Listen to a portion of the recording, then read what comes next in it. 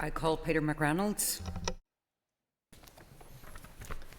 Thank you, Principal Deputy Speaker, and I was reflecting on what to say on today's motion over the weekend and remembered how a number of years ago, when I was Deputy Lord Mayor, I was invited to give a welcome at a mental health conference that was taking place in Belfast. I was running all day, but I asked if I could stay on after the welcome to hear some of the speakers before making my apologies. And one of them used a phrase I feel I now use on a weekly basis now, and it's been said by the Leader of the Opposition, but they said how in Northern Ireland we've normalised the abnormal. We educate our young people separately at an enormous cost. Parental demand is higher than ever, but progress has been slow since the signing of the Good Friday Agreement in 1998. We all know the importance of this place and the doors a functioning assembly can unlock for key policy decisions. But for 5 of the last 7 years, we haven't had ministers in post to make key decisions like the issues at Lough Neagh. And I was in those briefings last year when civil servants knew the problems, they knew the solutions, but without a minister in post, they were powerless to do anything about them, delaying our ability to intervene, and which our dear minister is now thankfully taking steps to address today. And then we have the crux of today's motion, which stuns me to even say out loud, but continued attempts by groups linked to paramilitary organisations to influence policy decisions, and the recent meeting of not one government minister, but 2.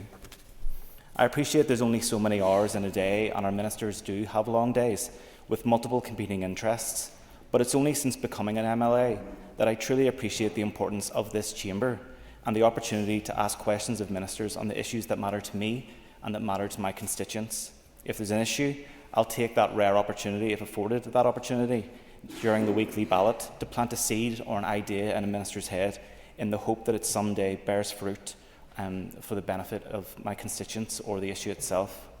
We can all sit now and argue that the meetings brought groups along, gently coax them away from illegality and won't dictate to ministers.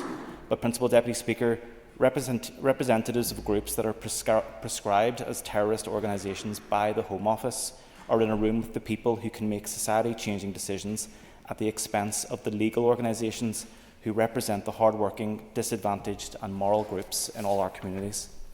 I'm an East Belfast MLA, and we have our issues in East Belfast, with shows of strength from groups brought in from across Northern Ireland: drug dealing, coercive control, people made homeless by paramilitaries, coercive murals, which a local councillor from another party once described to me as more akin to street art in 2024, and violent murders. Our constituency office on the Newton Ards Road deals with the impacts of paramilitarism, and this was evident a few years ago when paramilitary groups preyed on food banks to take advantage of vulnerable individuals and their communities, the same communities we're now told that they care about. Lastly, we have one of the most attacked and threatened sports clubs on these islands in East Belfast, GAA, a positive, welcoming and inclusive club who have received threat after threat, which disrupts not only the club, but also impacts on our police service, disrupts the local community and impacts upon children. And it's my understanding the Communities Minister still has not fulfilled their request to meet following the last hoax incident. Principal Deputy Speaker, we are now in 2024, as we've heard today, 26 years since the signing of the Good Friday Agreement. It was never meant to be plain sailing or without its bumps in the road, but groups representing paramilitaries having a seat in the room with government ministers at their request is stunning, and the defence I've seen of it in recent days and heard in the media even more so. These groups destroy lives, hold Northern Ireland back, and belong in the dustbin as relics of our troubled past. I want to normalise the normal here. A society free from paramilitary control, built on reconciliation and based on making this place work for everyone. And this includes alongside all of you today in this chamber. We must all be strong and united in our condemnation of the continued existence of these criminal gangs, and I hope this motion passes unanimously today.